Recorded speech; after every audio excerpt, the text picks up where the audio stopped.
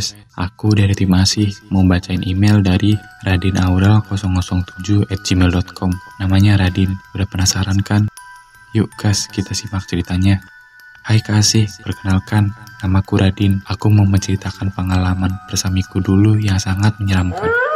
Jadi, dulu pas aku masih kelas 1 SMP, sekolahku mengadakan perkemahan Sabtu Minggu yang wajib diikuti oleh semua siswa. Aku sebenarnya ragu buat ikut karena sekolahku terkenal angker, tapi karena ini acara wajib, jadi mau tidak mau harus ikut.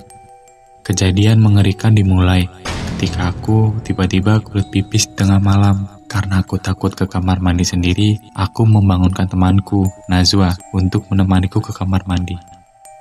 Baru saja masuk di kamar mandi, aku langsung disambut bau anyir yang menyengat. Aku dan Najwa mendadak merinding dan ketakutan, tapi aku memaksakan diriku untuk berani sebentar saja sampai aku sudah menundukkan hajatku. Tapi apa yang terjadi ketika aku mulai masuk ke bilik kamar mandi, tiba-tiba aku dikejutkan oleh tetesan darah yang jatuh dari atas. Tidak berhenti di situ, dari arah pintu, seseorang mengetuk pintu bilikku dengan sangat cepat. Aku yang ketakutan masih berusaha berpositif thinking, mengira itu Najwa yang mengetuk pintu kamar mandi. Namun ketika aku menanyakan apakah itu dia, temanku tidak menjawab. Aku yang ketakutan langsung keluar kamar mandi untuk mendapati kamar mandi yang kosong dan sunyi. Aku yang ketakutan buru-buru keluar dari kamar mandi. Namun langkahku justru ditahan oleh suara tangisan yang berasal dari gudang.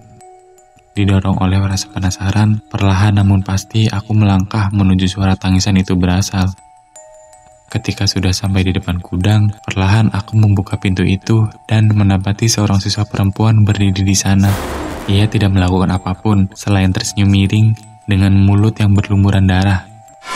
Perempuan itu lalu berjalan mendekat dengan posisi leher yang patah, membuat aku tidak bisa melakukan apa-apa selain berteriak lalu pingsan. Aku baru sadar pada keesokan paginya. Aku terbangun di UKS dan dikelilingi oleh teman-temanku. Menurut penuturan Najwa, sejak masuk ke kamar mandi, aku langsung bertingkah aneh. Aku seperti tidak sadar, bahkan dipanggil-panggil pun aku tidak menyaut. Puncaknya ketika aku berteriak dan pingsan di depan gedung sekolah. Kata teman-teman, kamar mandi dan gudang sekolahku memang angker. Karena menurut kabar yang beredar, dulu sempat ada siswi seumuranku dibully oleh teman-teman sekelas. Akibatnya, ia depresi dan memutuskan mengakhiri hidupnya di kamar mandi. Sedangkan meja dan kursi bekas siswi itu sekarang tidak digunakan lagi dan berada di gudang. Serem banget. Itu dia cerita dari Radin. Makasih ya Radin udah berbagi ceritanya. Buat yang lainnya, kirim cerita kalian ke ceritamisteriku.id@gmail.com. Bye.